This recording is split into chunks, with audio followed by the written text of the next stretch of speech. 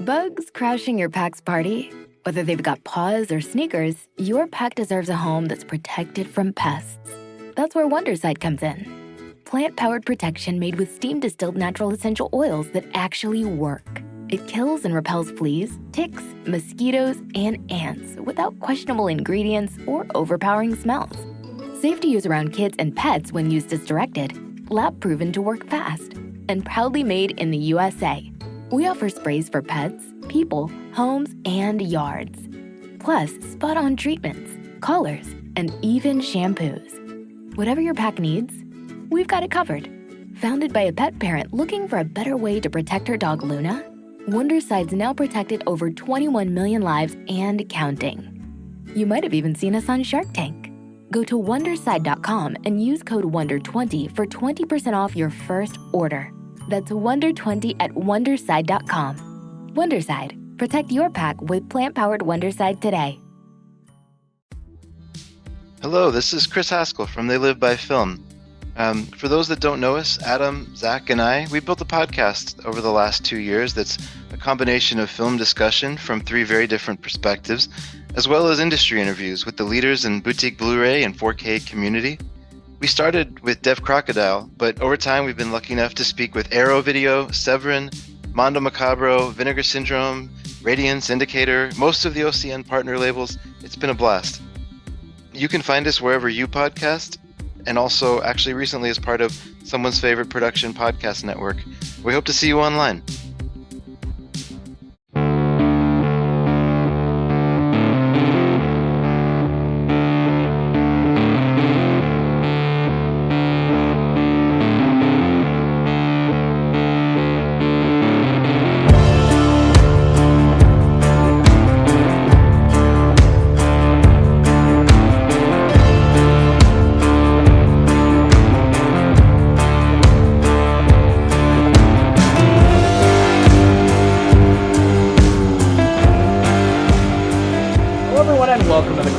I'm Chris Stachiw, and I am joined once again by 2 people who I am very happy are here to talk about Blaxploitation films and not depressing sci-fi movies. The host of the Projection Booth podcast, Mr. Mike White. Batman, motherfucker. Let's go get some McDonald's. Yay, McDonald's! I know, it's such a weird line. And the host, one of the hosts of the One Season Show, one of the hosts of the Scary Stories We Tell podcast, award-winning screenwriter, Jess Byard. Hello. That's a lot of introductions. That's more introductions than I probably deserve. Well, I don't know about that. I mean, what would my introduction be? Local asshole / crazy person. So, on this episode of the Kulturecast, we are here to talk about Black Belt Jones from 1974.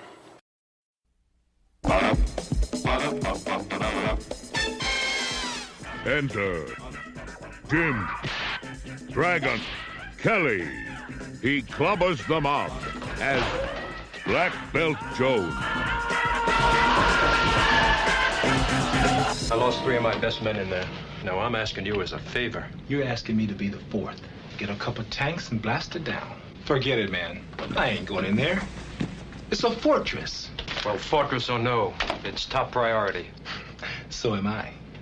It's suicide.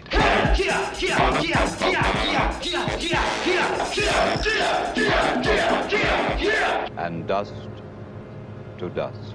Now, who killed my father? Who's Pinky? What you wondering for, little mama? I ain't your mama.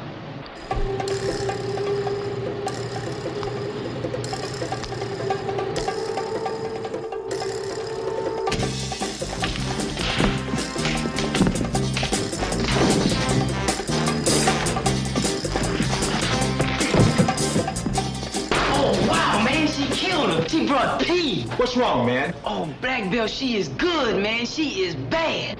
Boy, what are you talking about? Sydney, she went into the hip pocket. What? She's a fighter like us, man. And she is bad. Ooh, she's bad. Now, what are you doing? No, you stay here till I get back. Do those dishes or something.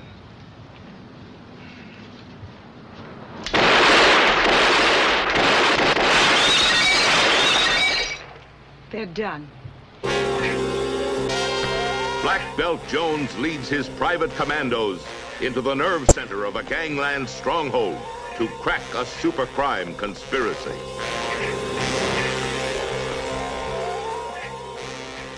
Enter Jim Dragon Kelly.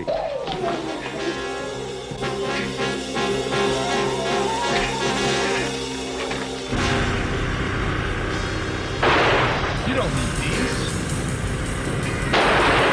What the hell is that? Panties? That son of a bastard with panties in my face?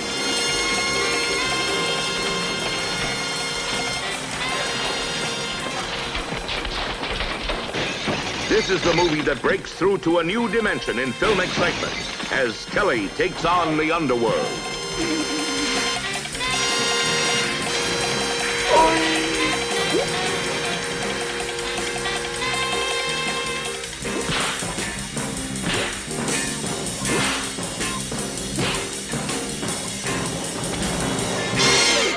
Film is directed by Robert Klaus. It is a screenplay by Oscar Williams based on a story by Fred Weintraub and Alexandra Rose. It stars Jim Kelly, no, not the Buffalo Bills quarterback Jim Kelly, African-American superstar Jim Kelly, Gloria Hendry, Scatman Crothers once again, thank God, with another wacky wig. That's Scatman. And, there's a lot of folks in this movie.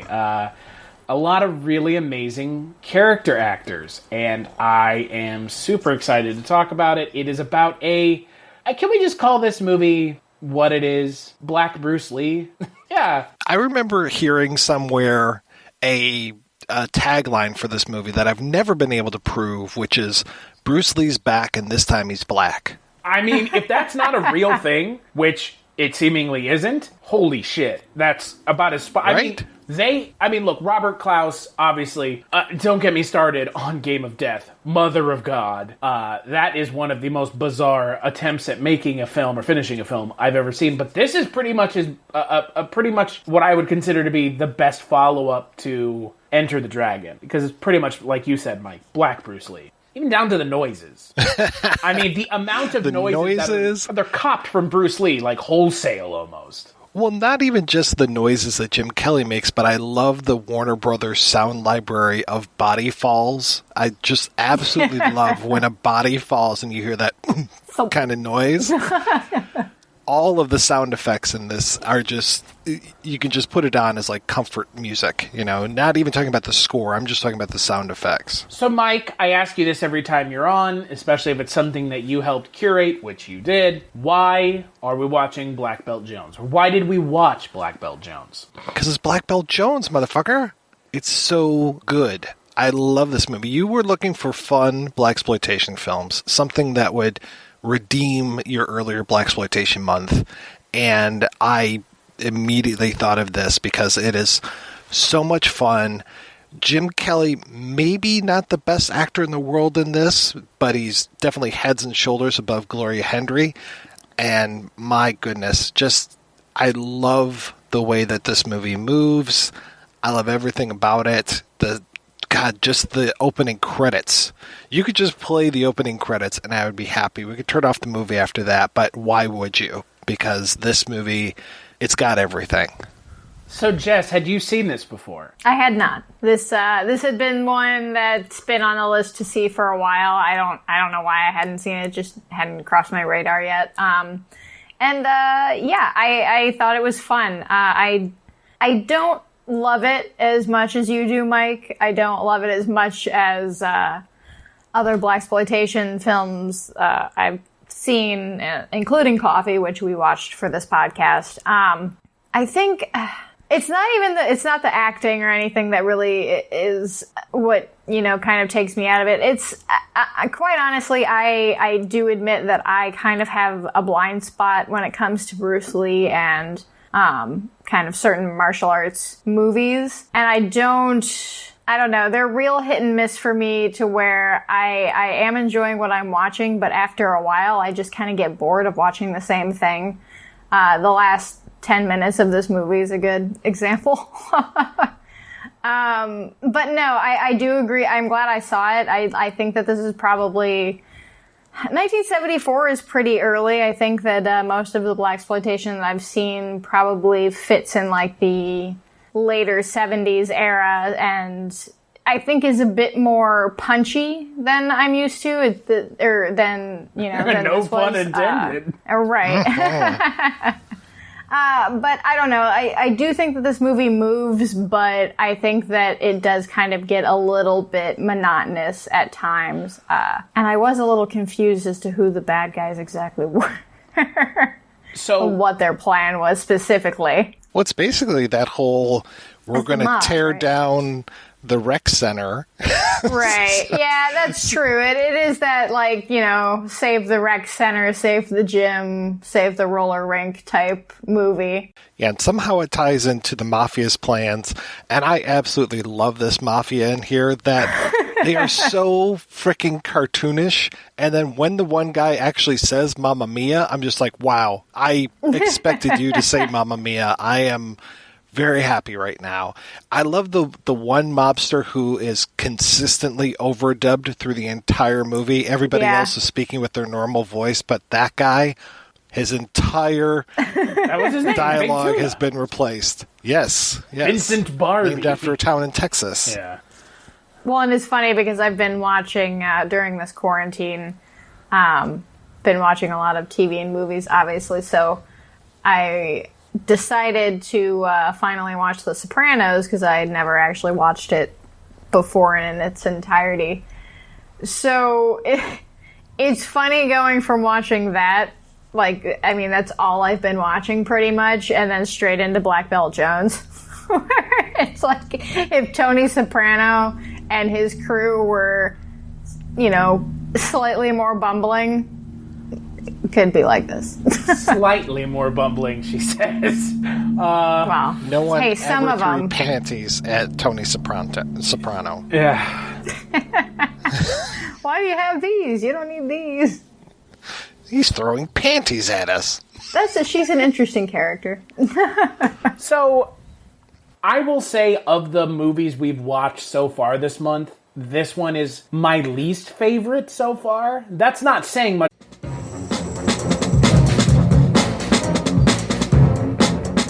Hello, this is Aaron West. I am the author of the A24 New Wave. In this book, I look at A24's output and I make the argument that we are in a new wave movement right now. A24 plays a major role. This book has a supplemental podcast where each episode is a brief conversation about an A24 related topic, whether an actor, director, or even a genre. As I continue research for the book and conduct interviews, I expect to record podcast episodes with people involved with the company. You can find the podcast at cinejourneys.com or wherever you find podcasts, and we are proud to be members of the Someone's Favorite Productions podcast network. Considering we've liked all of them, I think my issue with this film is what Jess mentioned already. It does feel a little monotonous. And it's nothing against Jim Kelly, it's nothing to do with Gloria Hendry or anyone else, but the conclusion of this film is, It's a 10-minute fight in a car wash. It's a 10-minute fight in a bubble pit. A soap bubble. But without the car wash soundtrack. Yeah. I mean, look, the climax of the film is not indicative of the film as a whole, but there's a lot of stuff in this film I did like. I like a lot of it. But I do feel like there's a lot of kung fu action pieces that don't work and aren't particularly interesting. Yeah, that's where I kind of fall, where I don't mind so much the, martial arts movies are, it's primarily about the fighting. That's what you're watching it for. You're watching these actors who are athletes and doing these things. So I am forgiving of story that's not, super deep and complex. But it just kind of felt, it's funny to say this for a movie that's only 86 minutes long because it's not a long movie, but it does feel like some of those fight sequences could be shaved down a bit in the editing room because, like you said, Chris, I don't know if it's maybe it's, not the right sound mix and not the right sound design to kind of make these fights more exciting, but it did kind of feel like there was just something a little bit low energy after a while with some of the fights, because it felt like we were seeing the same moves over and over and not really getting like that like real visceral, you know, contact, just because of the, you know, this choreography is obviously, it's not as good as Bruce Lee. Well, it's better than Game of Death, that's for sure. But then again, is anything better than Bruce Lee? Someone holding up a Bruce Lee cutout in front of their face in a mirror? That's a terrible. That like I've never seen that. Game of Death is just an atrocity of filmmaking, and it's not completely Robert Klaus's fault. But this film makes up for the disappointment that I felt towards that film, because again, like you said, Mike, it is very Bruce Lee-esque, but like Jess said, I think Bruce Lee did it better. I think one of the other issues I have with this film, again, going back to the climax, is you have this character of Gloria Hendry playing Sydney, who she's a badass in her own right. And she gets sidelined in the climax by just pushing guys into a dump truck. Like, why?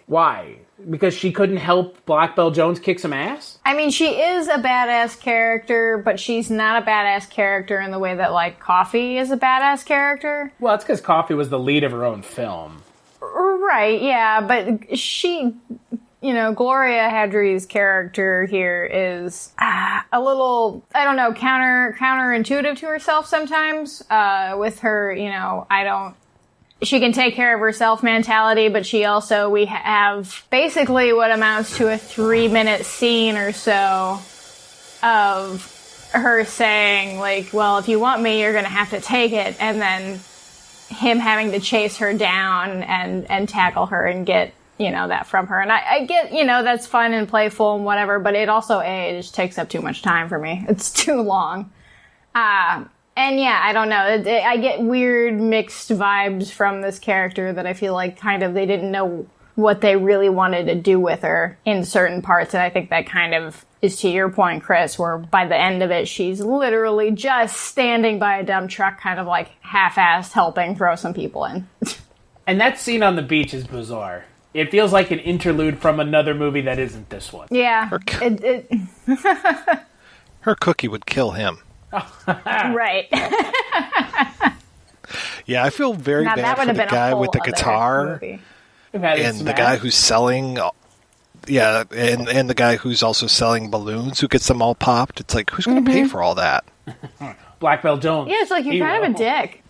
And the other thing about this character of Black Belt Jones that I think is also weighs against this film for me is I don't find Jim Kelly's performance, and again, it's not his fault, because I've already watched 3 the hard way, but I don't find Black Belt Jones's character to be as charismatic as Isaac Hayes or Pam Grier. And with those strong leads in the last 2 films that we've watched, they're so well written, they're so charismatic. Every time they're on screen, they steal the scene. And then you come to Jim Kelly, and the writing in this film is not nearly as, like you were mentioning, Jess, not as punched up. It's not as smart and clever.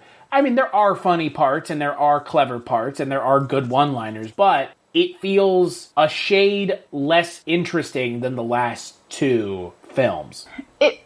It feels more, I think, you know, this movie, I believe, is like categorized as kind of like an action comedy. And for me, this movie is not as funny as, you know, I was hoping or expecting it to be. And yeah, I think part of that is it's just, you know, like we're saying, Isaac Hayes and Pam Grier are pretty much, they're powerhouses of actors. So it, you know, might be somewhat unfair to compare, you know, Joe Kelly to them, but he's just a little bit wooden with his deliveries, and also a lot of the humor and kind of, I guess, you know, physical comedy, which I generally do like, feels really kind of cartoony, like Saturday morning cartoony, which kind of makes it feel a little bit more kid-friendly. Like this, you know, aside from the beach scene and a couple other scenes, this is probably your more, like, you know, toned down blaxploitation movie, or there's not really. Is there any nudity in this movie? I don't quite remember. I mean, in Coffee, it's like right there all the time. I mean, they do use the N-word in this movie, but there is no nudity. Right. Even though he has the army of kung fu girl assassins. Oh, well, you know what? We lied. There is nudity, and it's on the beach scene, and it's with the two people that run out of the tent, and you see their naked butts. But I don't know. Do you guys agree with me? I feel like this movie is, in comparison to other blaxploitation films that we've watched this month and ones that I've seen in the past, this one feels a little bit more cartoony and lighthearted than other ones. And I think for me, that's just not generally my kind of thing. So it makes sense that I didn't love this one as much. Where does this, because again, Mike, I'm anytime you're on, because you're a font of film knowledge when it comes to a lot of stuff. Jim Kelly is in a lot of other blaxploitation films, correct? Yes. Where is this in his other films that you've seen? I mean, for me, this is at the top. So if you don't like this, you're probably not going to like too many other Jim Kelly films. I mean, do not ever get tempted to watch the sequel to this. I've already heard you talk about it. Not good. I mean, he can play a supporting character, I think, better than a lead character. So when he is in Enter the Dragon, or he is in 3 the Hard Way, I think you're doing okay. But I've seen, like, Death Dimension and a couple other films that he's been in, and I'm just like, all right. Golden Needles, that kind of stuff. He's okay. But for me, Black Belt Jones is where I like him the most. I kind of figured you were going to say that. I like him in 3 the Hard Way, and when we talk about that on the next episode, we'll talk more about that and his interaction with Fred Williamson and Jim Brown. And I think the thing is Jim Kelly is good. He's okay on his own, but when he's with other people and he can play off of them, because he's a straight man, like, in this film, is he not? Like, he totally is. Yeah, I would say so. I think having, we talked a little bit offline as far as Alan Weeks, what was his name? Jerry in Truck Turner, and that I think the scenes where Jim Kelly and Alan Weeks are together are the better scenes in this, because I think Alan Weeks is a really good actor, especially compared to Jim Kelly, but gives him something to work off of. Whereas when he's with Gloria Hendry, who is more of a martial artist than an actress, I think, it's like, okay, this isn't necessarily working. But when you put him with, Papa Bird or, the students there at Glenview, it's like, okay, this works. But yeah, on his own, maybe not so much. But I mean, there are certain scenes in this movie that I just absolutely love. The whole every 3 seconds scene. I mean, anytime Pinky's on screen and how he has a thing against communists, it's wonderful. I honestly think that Malik Carter as Pinky steals the film for me. 100%. He's the best part of the movie. His, villain is such a, he's such a dickhead in the best... He's a dickhead in the best way. He's the way you want your villain to be in a film like this. Because you had Yaphet Kotto in Truck Turner, who's just a despicable bastard. And then in Coffee, you have the character, and I forget the actor's name, but he's the one who's on MASH, Alan Arbush, something to that effect. Yes, Alan Arbus. Yeah, yep. He plays a despicable bastard, too. And it's in a different direction than this film, but it's that same, this is the kind of character you want to root against. And Malik Carter in this film as Pinky is just great. He's like, I'm going to teach you a lesson. You're going to go to class. And he's about to, hit the guy in the face with the cue ball. He's a despicable bastard of a character who kills Scatman Crothers. And he's great. And with, the lightest punch in the world. Yeah, Scatman Crothers, one punch away from dying. Which is, again, just look. It's better than one axe chest, That's one true. Axe to the chest. I think Scatman survived in Truck Turner, so Scatman died in this movie pretty early on too. I was kind of surprised how quickly he ate it in this movie. But it seems to me that Jim Kelly is being outclassed by almost everybody else in this film. again, I'm not blaming him. I think part of it is the writing. No. Yeah, I think you're right. I think a lot of it's the writing. It's just not a particular, Mike, I don't think that what you absolutely love about this movie is the, specifically the story. I think it's more, it's more everything, inside of the movie. And so I think that, this writing is pretty stiff and stale. And having, stronger, supporting actors does kind of, upstage Jim Kelly in a way. But that's not to say that he's not good. I think that he's not a comedic leading man in this for me. It just doesn't work. Well, look, he's a good looking dude. He's jacked. He's ripped. He's clearly athletic. And he fits the role, if that's what they were looking for, perfectly. Again, I'm going to defer to resident Blaxploitation expert Mike White. How many other how many other Blaxploitation kung fu films are there of value worth watching? Oh, gosh. Oh, okay. Well, you just saved me. That's why I wanted to get to all the way to the end first, because I wanted you to have like a very quick existential crisis that then you're saved from. Right. I can't really think of that many. I think that's kind of what I expected. I still haven't seen Bamboo Gods and Iron Men, which I've always heard was good, but yeah. Well, it was a thing for a while. Yeah, but I wouldn't even consider that I'm talking like primarily like your main way of fighting is through kung fu. Right. Do you consider Dolomite a kung fu? Well, there is that. And so, yeah, I would say at least two more. So Dolomite and the Human Tornado. Right.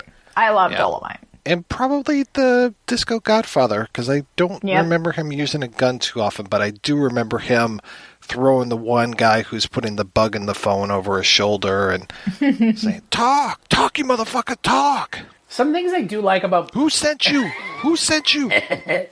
I will tell you some things I do like as someone who is descended from, whose family is on one side. My maternal family is all Italian. I do enjoy knowing that the Blaxploitation films were so hell-bent on making the mafia the bad guys all the time. And they're just, like you guys were mentioning earlier, caricatures of human beings, let alone Italians. Mamma mia! What the fuck is going on here? You know what's weird to me, though?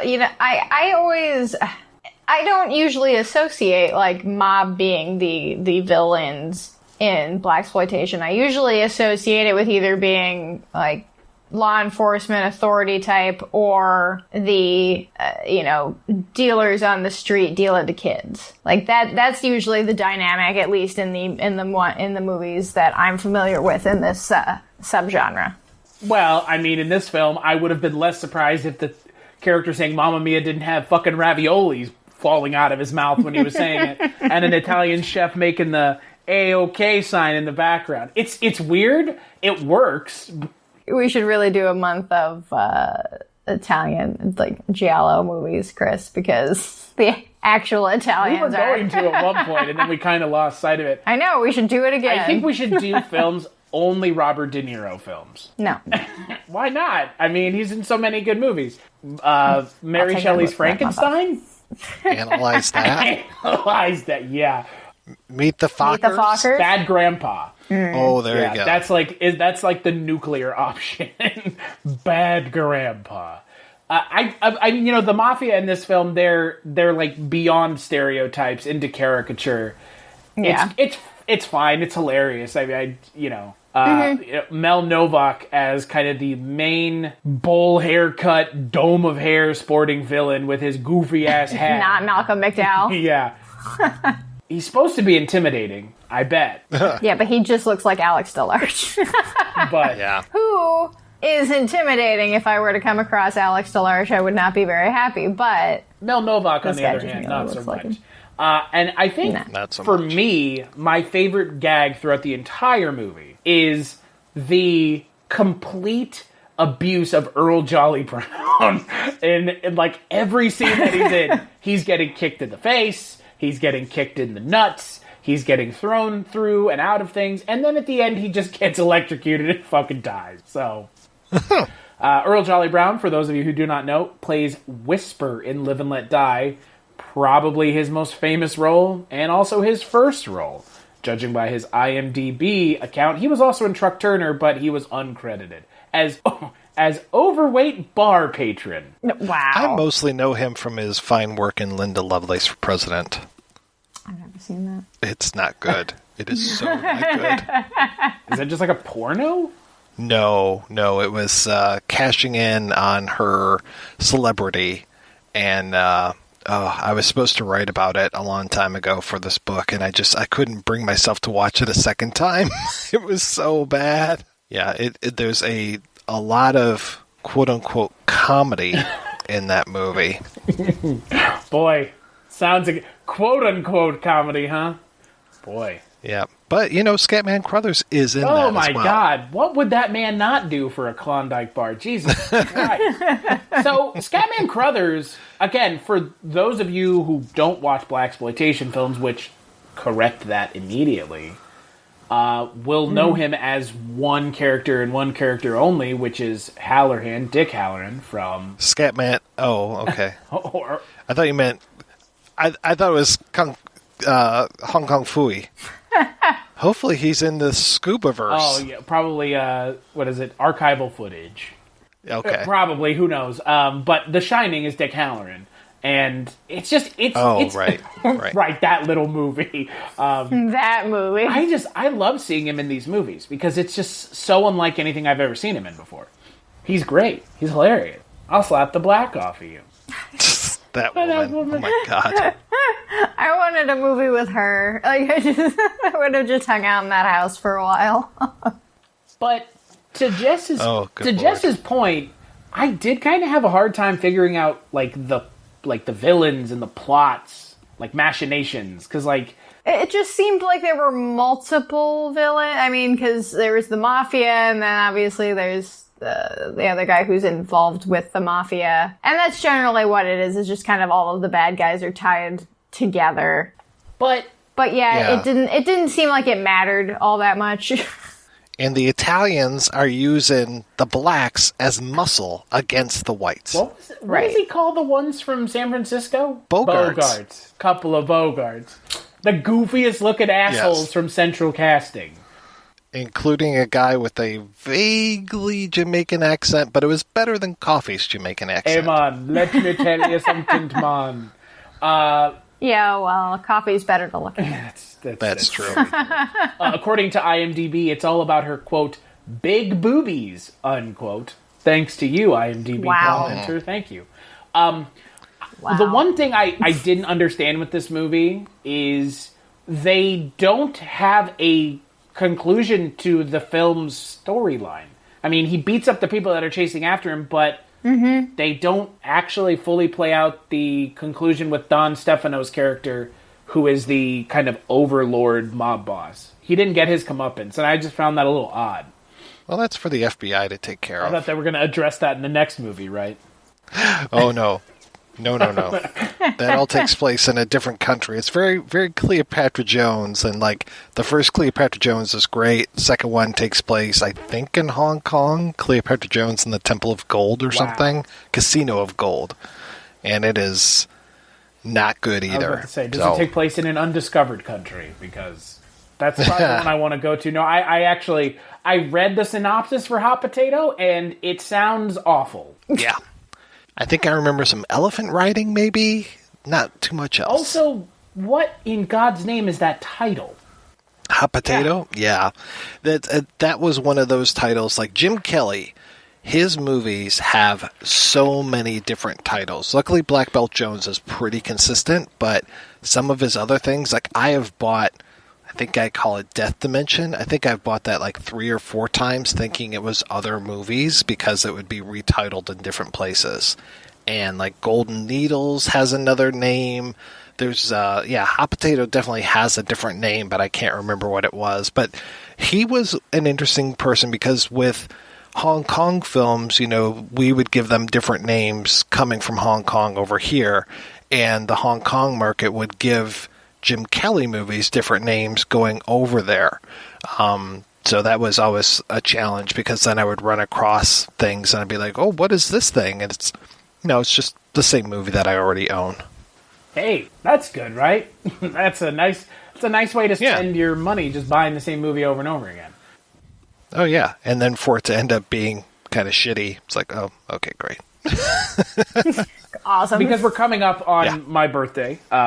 It reminds me of this one movie that my mom is convinced I don't own, and she has bought it for me 5 different times in my lifetime. My mom has bought me 5 copies of Beetlejuice on DVD, thinking I don't own it every time. And I'll open this gift from my parents, and I'll be like, all this stuff, and then there's a DVD, and it's like, oh god, is it fucking Beetlejuice again? And I open it and I go, Mom, it's Beetlejuice again. And she goes, you like that movie? And I was like, yeah, I do like it, but I don't like it enough to own it 4 times. And then the 5th copy, so before my birthday every year, I'm like, I own Beetlejuice already, just so you know. I would say take a look at other Fred Weintraub and Robert Klaus films. They were kind of... those guys and Oscar Williams were kind of a team, and so some of them would make some interesting things, like China O'Brien is kind of interesting, and Jim Cotta is hilarious. Oh, wow. Yeah. Battle Creek Jim Cotta Brawl. in theaters. Oh, wow. Yep. It was a secret screening at this theater in Cleveland that does midnight movies, and every year at the beginning of the year when they're announcing their calendar for the rest of the year, you get to go for a free random screening, and it's usually something terrible. And yeah, it was Jim Cotta. It was pretty great.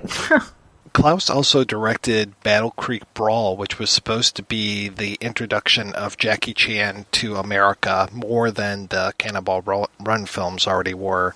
And that movie is bizarre. You owe it to yourself to try to track that one down. It's way better than The Protector, which was another attempt that Jackie made. It was a movie with Danny Aiello. What? And speaking of Italian, you don't get much more Italian than Danny Aiello. But yeah, Battle Creek Brawl was kind of like, I can't remember the plot of it that much, but I think it was like getting all of the world's greatest fighters in one place and then having a contest. Mortal Kombat, you say? And kind of like an American Mortal Kombat. And I think that there's a different edit of it that they released in Hong Kong, and I can't remember. I think they called it the Big Brawl over here, and Battle Creek Brawl in Hong Kong.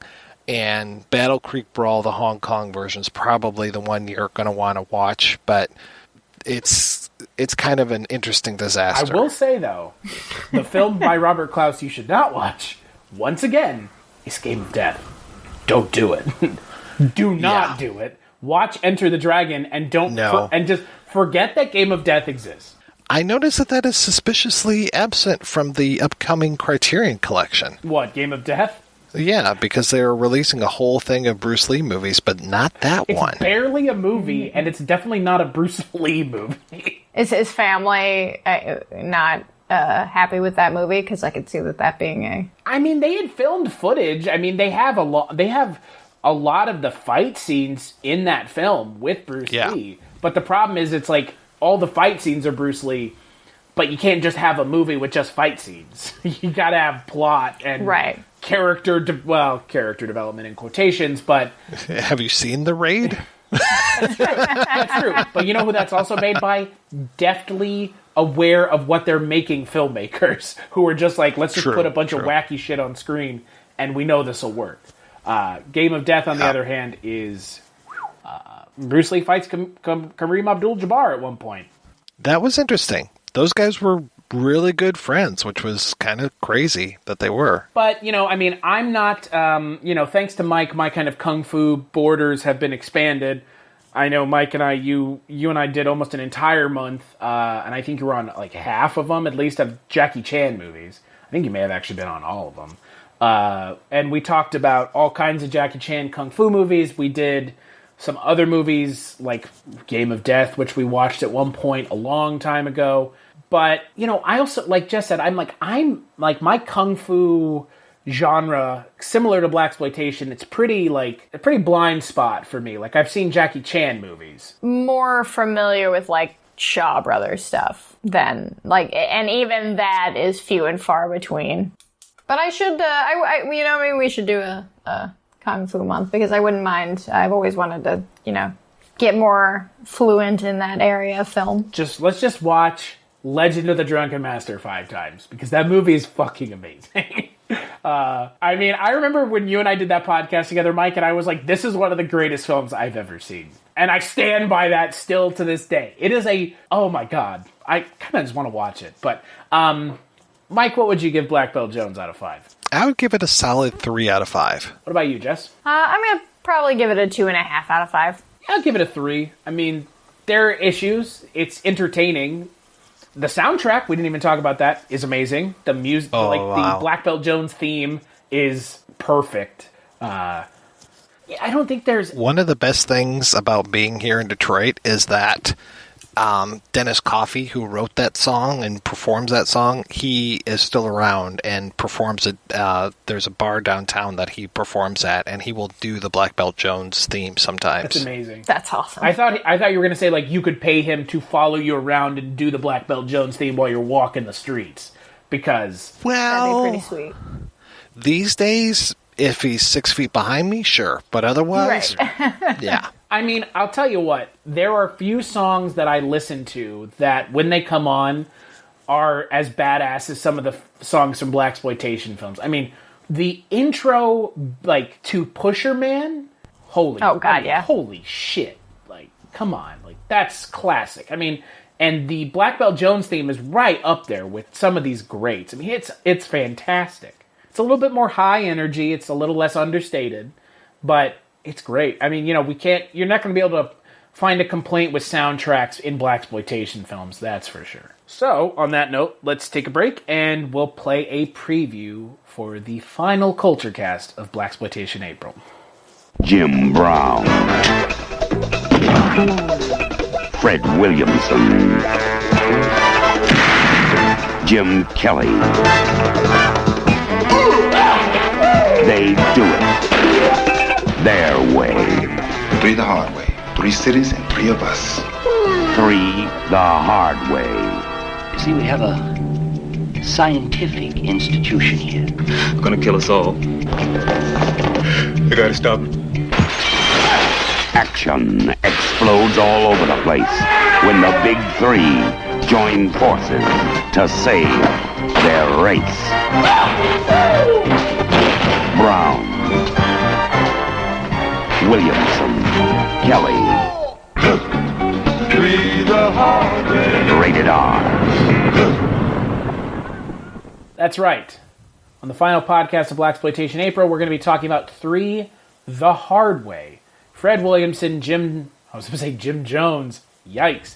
Not Jim Jones. Not French Guiana. I promise. Jim Brown and Jim Kelly all together beating up more mobsters or white supremacists. Mob white supremacists. That sounds not right. Klansmen, though. Yeah. Or probably Klansmen? No. Until then, you're joining me again, Mike, for that one. And we're going to be joined by Kulturecast first-timer, though I have been on several podcasts with her. We're going to be joined by our good friend, Heather Drain. And if any podcast in the past is any indicator, somehow Steven Seagal is going to come up, and somehow we're going to talk about Steven Seagal eating corn dogs. So it's just, I think, Mike, it's almost a guarantee at this point. I know you cut it out on your podcast for good reason.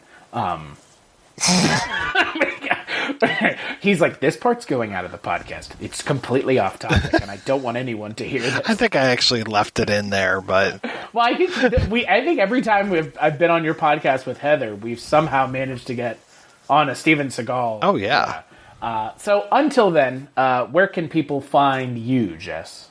You can find me on Twitter at WriterJessByard, and if you want to hear me talking about TV with Chris, you can catch us over at the One Season Show, where we talk about television shows that lasted only one season. And if you want to hear us talk about some spooky stuff, you can see us over at Scary Stories We Tell, where we're talking about unsolved mysteries, unexplained phenomenon, true crime, and horror culture. Check us out there. What about you, Mike? You can hear me at the Projection Booth, which I do every week at projectionboothpodcast.com. And as for myself, Twitter is where you'll find me, casualty_Chris. I talk about the podcast that I'm on there, at Kulturecast on Twitter. Kulturecast.com is where you can find the rest of the episodes of this show. We've been doing this now for 6 years, coming up on 6 years this October. So there's a lot of episodes. Patreon.com/Kulturecast is where you can go to kick a couple dollars our way. Big thanks to all of our patrons. The music for the Kulturecast is Tiger Blood Jules the Bayou, and we'll catch you on the next episode.